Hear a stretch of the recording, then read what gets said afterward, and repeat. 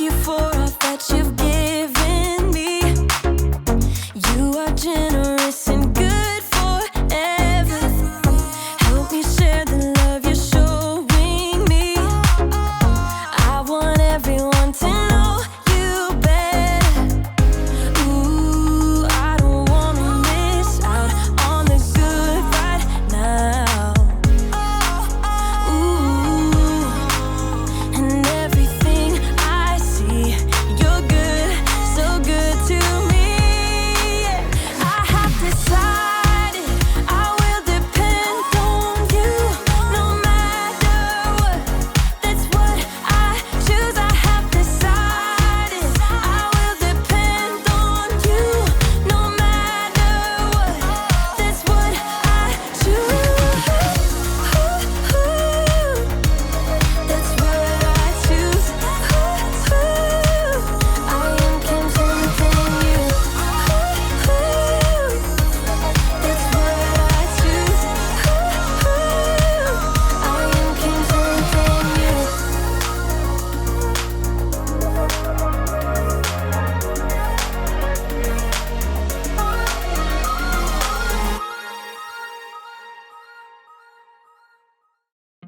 Welcome to another Story Lab. This week, we're talking about trust. Well, we look at the story of a man who had to dig himself out of a pretty big problem. Oh, and we're also going to be doing this. 3, 2, 1.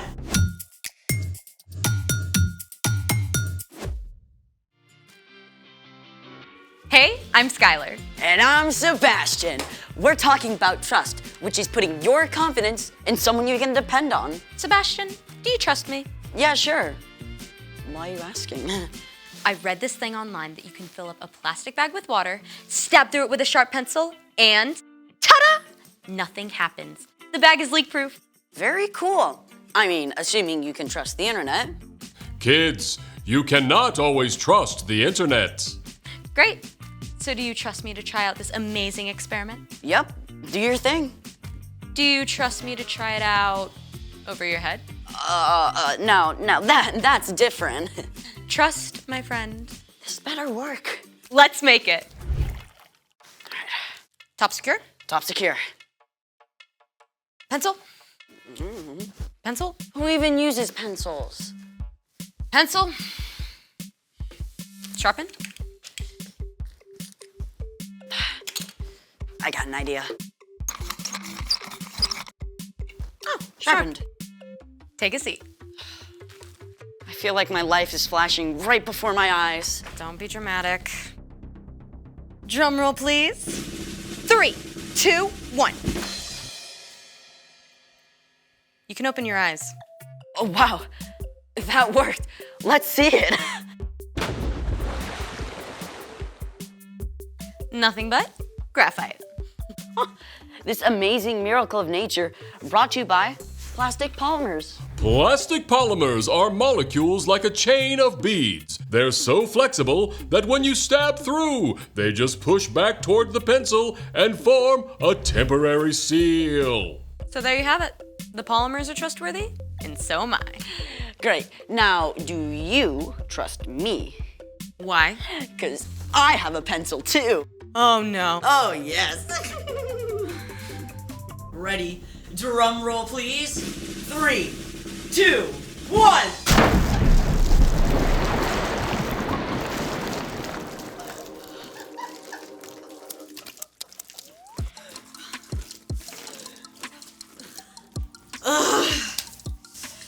It's time for The story before the story. Today, we're in the very first book of the Old Testament, Genesis.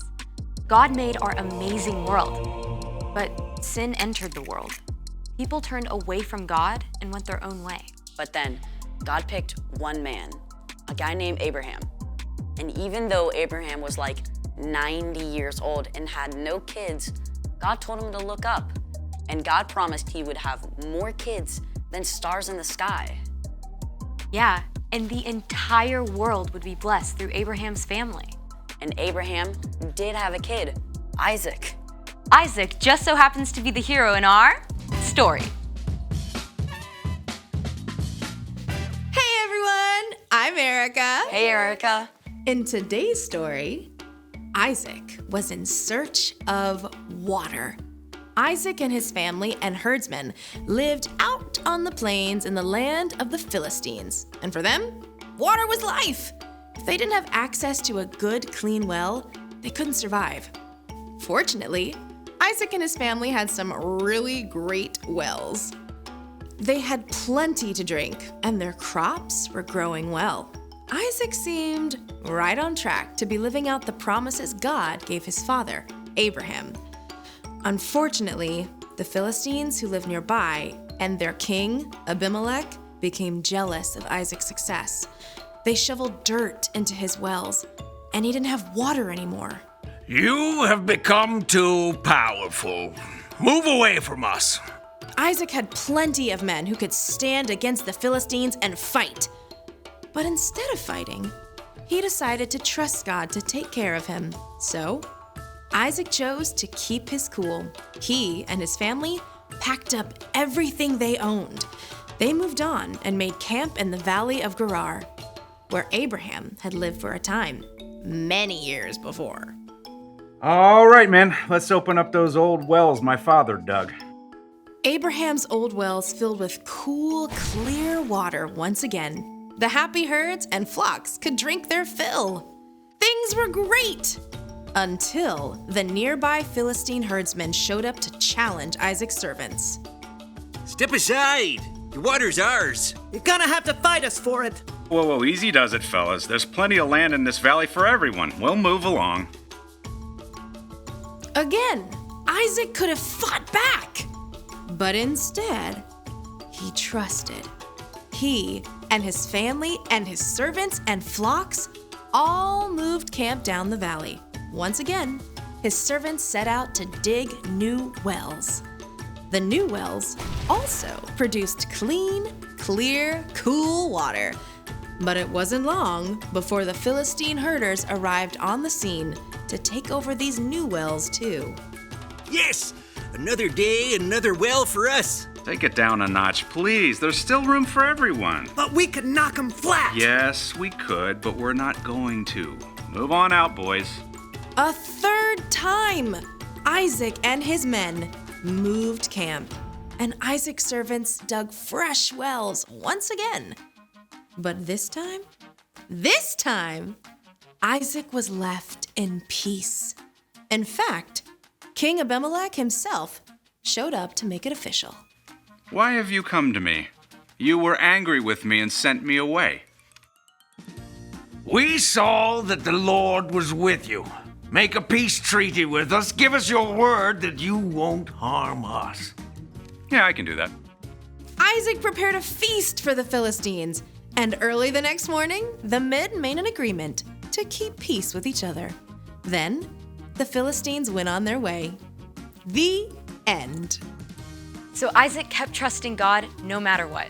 And finally, Abimelech showed up to make peace. Yep.